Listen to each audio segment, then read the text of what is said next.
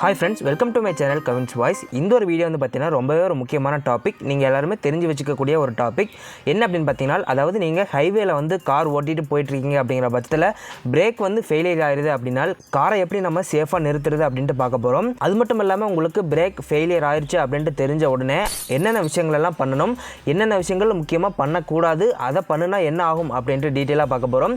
அதுக்கு முன்னே நீங்கள் இப்போ தான் நம்ம சேனலுக்கு ஃபஸ்ட்டாக வந்திருக்கீங்க அப்படின்னா மறக்காமல் நம்மளுடைய சேனலுக்கு சப்ஸ்கிரைப் பண்ணிக்கோங்க. இந்த ஒரு வீடியோ யூஸ்ஃபுல்லாக இருந்துச்சு அப்படின்னா மறக்காமல் லைக் பண்ணிடுங்க. வாங்க இப்போ வீடியோக்குள்ளே போகலாம், அதை பற்றி கம்ப்ளீட்டாக தெரிஞ்சுக்கலாம்.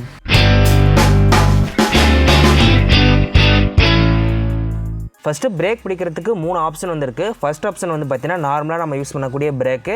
செகண்ட் ஆப்ஷன் வந்து பார்த்தீங்கன்னா என்ஜின் பிரேக். தேர்ட் ஆப்ஷன் வந்து பார்த்தீங்கன்னா ஹேண்ட் பிரேக். இந்த 3 ஆப்ஷன் வந்து பார்த்தீங்கன்னா பிரேக் பிடிக்கிறதுக்கு இருக்குது. இப்போது காரில் பிரேக் ஃபெயிலியர் ஆயிடுச்சு அப்படின்னா என்னென்ன விஷயங்கள் பண்ணக்கூடாது அப்படின்ட்டு பார்க்கலாம். இதை தெரிஞ்சுக்கிட்டா தான் வந்து பார்த்தீங்கன்னா பிரேக் ஃபெயிலியர் ஆகிருக்கும் போது இந்த விஷயங்கள் நீங்கள் பண்ண மாட்டீங்க. பிரேக் ஃபெயிலியர் ஆயிடுச்சு அப்படின்ட்டு தெரிஞ்ச உடனே நீங்கள் வந்து பார்த்தீங்கன்னா ஃபஸ்ட்டு பேனிக் ஆகக்கூடாது. பயப்படாமல் நீங்கள் வந்து பார்த்தீங்கன்னா ஹேண்டில் பண்ணணும். பின்னாடி இருக்கவங்களுக்கு வந்து பார்த்தீங்கன்னா தெரியாத அளவுக்கு நீங்கள் ஹேண்டில் பண்ணால் தான் வந்து பார்த்தீங்கன்னா நீங்கள் வந்து சேஃபாக காரை வந்து ஓரமாக வந்து பார்த்தீங்கன்னா நிறுத்த முடியும். அதாவது நம்ம கார்லேயே வந்து பார்த்தீங்கன்னா ட்ராவல் பண்ணுறவங்களுக்கு தெரிஞ்சிருச்சுன்னா அவங்க பல விஷயங்கள் சொல்லுவாங்க. அதனாலே வந்து பார்த்தீங்கன்னா நமக்கு பயம் உண்டாகிரும். அதனால் நீங்களே வந்து பார்த்தீங்கன்னா ஃபெயிலியர் ஆயிடுச்சுன்னு தெரிஞ்ச உடனே நீங்களே வந்து பார்த்தீங்கன்னா சேஃபாக வந்து காரை வந்து நிறுத்தணும். அதுக்காக நீங்கள் வந்து பார்த்தீங்கன்னா பேனிக் ஆகக்கூடாது. நார்மலாக எப்பயும் போல் எப்படி டிரைவ் பண்ணுவீங்களோ அதே போல் வந்து பார்த்தீங்கன்னா நீங்கள் வந்து ஹேண்டில் பண்ணிக்கணும். ரெண்டாவது வந்து பார்த்தீங்கன்னா என்ஜினை வந்து நீங்கள் ஆஃப் பண்ணக்கூடாது. இன்ஜினை ஆஃப் பண்ணிட்டீங்க அப்படின்னா என்ன ஆகும்னா அதை வந்து நம்ம இன்ஜின் பிரேக் வந்து யூஸ் பண்ண போகிறோம். அதனால் நீங்கள் இன்ஜின் ஆஃப் பண்ணிட்டீங்க அப்படின்னா நம்ம வந்து இன்ஜின் பிரேக்கை யூஸ் பண்ணி நம்ம காரை வந்து நிறுத்த முடியாது. அதனால் வந்து பார்த்தீங்கன்னா ஃபர்ஸ்ட் ஆஃப் ஆல் என்ன ஆனாலும் சரி இன்ஜினை வந்து பார்த்தீங்கன்னா ஆஃப் பண்ணாதீங்க. அதாவது காரை வந்து பார்த்தீங்கன்னா நீங்கள் ஆஃப் பண்ணக்கூடாது. மூணாவதாக பார்த்தீங்கன்னா நீங்கள் எக்காரணத்தை கொண்டும் ஹேண்ட் பிரேக் வந்து பார்த்தீங்கன்னா போடக்கூடாது. இப்போ வந்து நீங்கள் ஒரு 80 கிலோமீட்டர் அல்லது 100 கிலோமீட்டர் ஸ்பீடில் போயிட்டுருக்கீங்க அப்படிங்கிற பட்சத்தில் நீங்கள் வந்து ஹேண்ட் பிரேக் வந்து அப்ளை பண்ணிங்க அப்படின்னா கார் வந்து பார்த்தீங்கன்னா சடனாக ஸ்கிட் ஆகிறதுக்கு வாய்ப்புகள் இருக்குது. இல்லை அப்படின்னா ஹேண்ட் பிரேக்கும் கூட வந்து பார்த்தீங்கன்னா நமக்கு கட் ஆகிறதுக்கு 100% வந்து பார்த்தீங்கன்னா சான்ஸ் வந்து இருக்குது. அதனால் நீங்கள் அந்த பர்டிகுலர் ஹை ஸ்பீடில் போயிட்டு இருக்கும்போது ஹேண்ட் பிரேக் போட்டு நம்ம வந்து காரை நிறுத்திடலாம் அப்படின்ட்டு மட்டும் வந்து பார்த்தீங்கன்னா முடிவு எடுக்காதீங்க. ஹேண்ட் பிரேக்கை நீங்கள் முன்னாடியே போட்டிங்க அப்படின்னா கட் ஆகிரும், இல்லைன்னா ஸ்கிட் ஆகிறதுக்கு வாய்ப்புகள் இருக்கும். அப்புறம் வந்து பார்த்தீங்கன்னா நீங்கள் ஹேண்ட் பிரேக் யூஸ் பண்ணி காரை நிறுத்த முடியாமல் போயிடும். என்ஜின் எல்லாம் வந்து பார்த்தீங்க அப்படின்னா நமக்கு எலக்ட்ரிக்கல் சப்ளை கனெக்ஷன் எல்லாம் கொடுத்துருப்பாங்க, எல்லாமே இருக்குது. பட் ஹேண்ட் பிரேக் பொறுத்த வரைக்கும் வந்து பார்த்தீங்கன்னா மெக்கானிக்கல் ஃபங்க்ஷன் மட்டும்தான். நீங்கள் மெக்கானிக்கல், அதாவது நீங்கள் அந்த ஹேண்ட் பிரேக் போட்டிங்க அப்படின்னா கார் வந்து நிறுத்த முடியும். அதாவது நீங்கள் ஒரு ஸ்லோப்பான ஏரியாவில் நிறுத்திருக்கீங்க அப்படின்னா கார் வந்து பார்த்தீங்கன்னா ரிவர்ஸ் வராமல் இருக்கும். அதுக்காக தான் யூஸ் பண்ணுறோம். இது வந்து பார்த்தீங்கன்னா மெக்கானிக்கல் ஃபங்க்ஷன் மட்டும்தான். எலக்ட்ரிக்கல் வேறு எந்த ஃபங்க்ஷனும் வந்து பார்த்தீங்கன்னா இந்த ஹேண்ட் பிரேக்கில் வந்து கிடையாது. அதனால் ஹேண்ட் பிரேக்கை வந்து பார்த்தீங்கன்னா நீங்கள் பர்டிகுலராக நீங்கள் செக் பண்ணி அதை கண்டிஷனாக வச்சுக்கிறது நம்மளுடைய பொறுப்பு. அதை கண்டிஷனாக வச்சுக்கிட்டோம் அப்படின்னா எந்த சூழ்நிலையும் நம்ம ஹேண்ட் பிரேக் யூஸ் பண்ணி காரை வந்து நிறுத்த முடியும். ஆனால் ஹை ஸ்பீடில் போகும்போது ஹேண்ட் பிரேக் போட்டிங்க அப்படின்னா காரை நிறுத்த முடியாது. இப்போ வந்து பார்த்தீங்கன்னா நீங்கள் வந்து 100 கிலோமீட்டர் ஸ்பீடில் போயிட்டுருக்கீங்க அப்படிங்கிற பட்சத்தில் இப்போ வந்து உங்களுக்கு பிரேக் ஃபெயிலியர் ஆயிடுது. அப்படிங்கிற போது என்னென்ன விஷயங்களை நம்ம வந்து பண்ணணும் அப்படின்ட்டு பார்க்கலாம். உங்களுக்கு பிரேக் வந்து ஃபெயிலியர் ஆயிடுச்சு அப்படின்னு தெரிஞ்ச உடனே இங்கே முன்னாடி ஹசார்டர் லைட் கொடுத்துருப்பாங்க. அந்த லைட் வந்து பார்த்தீங்கன்னா நீங்கள் ஆன் பண்ணிக்கணும். அந்த லைட்டை நீங்கள் ஆன் பண்ணிக்கிட்டீங்க அப்படிங்கிற பட்சத்தில் பின்னாடி வரக்கூடிய வண்டி வந்து பார்த்தீங்கன்னா அவங்க நம்ம காருக்கும் அவங்களுக்கும் ரொம்ப வந்து பார்த்தீங்கன்னா டிஸ்டன்ஸ் மெயின்டைன் பண்ணிக்குவாங்க. சைடில் வந்து பார்த்தீங்கன்னா அவங்க கிராஸ் பண்ணி போகிறாங்க அப்படின்னா அதிக இடம் விட்டு கிராஸ் பண்ணுவாங்க. இந்த ஒரு விஷயத்தை வந்து பார்த்தீங்கன்னா பின்னாடி வரக்கூடிய வாகனங்களை வந்து ஃபாலோ பண்ணுவாங்க.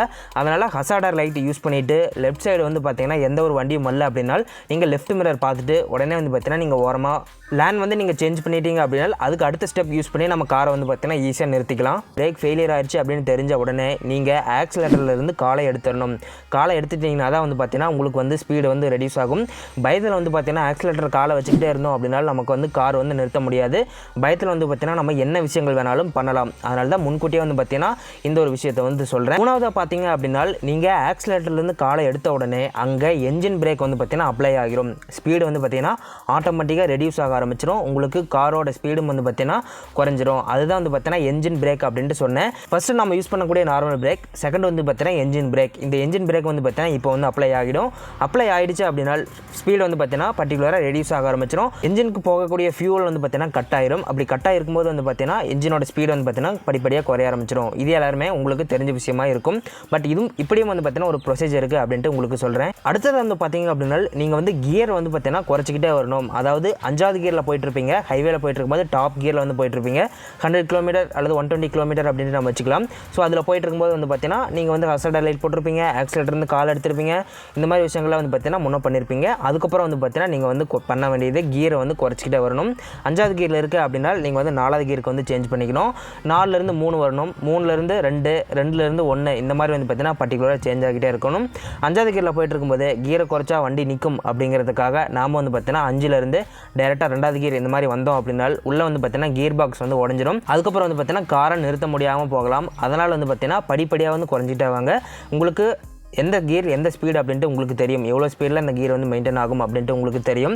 அதே போல் வந்து பார்த்தீங்கன்னா 5வதுலேருந்து 4வது கியர், 4லேருந்து 3வது கியர் இந்த மாதிரி வந்துக்கலாம். இல்லை அப்படின்னா 5லேருந்து 4 வராமல் 3வது கியருக்கு வந்து பார்த்தீங்கன்னா நம்ம ரெடியூஸ் பண்ணிக்கலாம். அதில் வந்து பார்த்தீங்கன்னா சிமிலராக லோ டிஃப்ரென்ஸ் தான் வந்து பார்த்தீங்கன்னா இருக்கும். ஸோ அந்த மாதிரி பண்ணிவிட்டு 3வது கியர்லேருந்து 2வது கியர், 2வதுலேருந்து ஓரளவுக்கு பக்கமாக ஸ்லோவான உடனே 1வது கியர் வந்து பார்த்தீங்கன்னா வந்துடும்.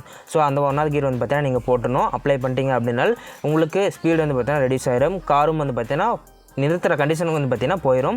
இது வந்து பார்த்தீங்கன்னா நீங்கள் 4வது பண்ணக்கூடிய விஷயங்கள்.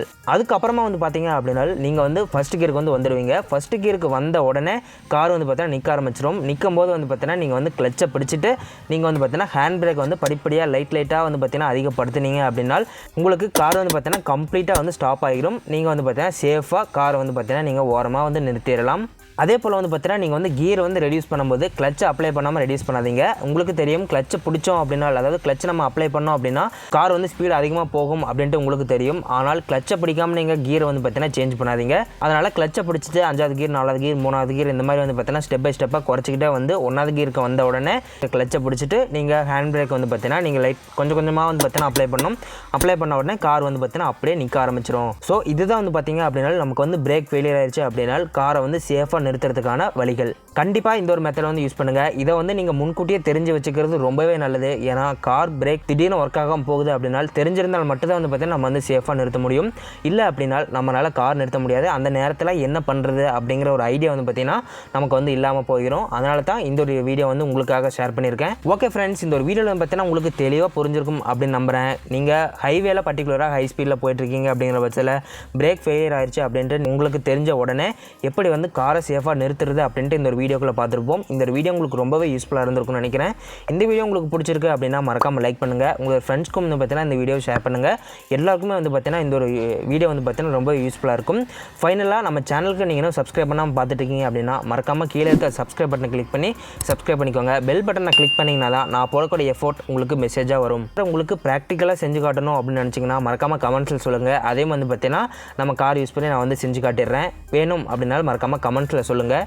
மீண்டும் இது போன்ற ஒரு சூப்பரான வீடியோவில் சந்திக்கலாம். நன்றி.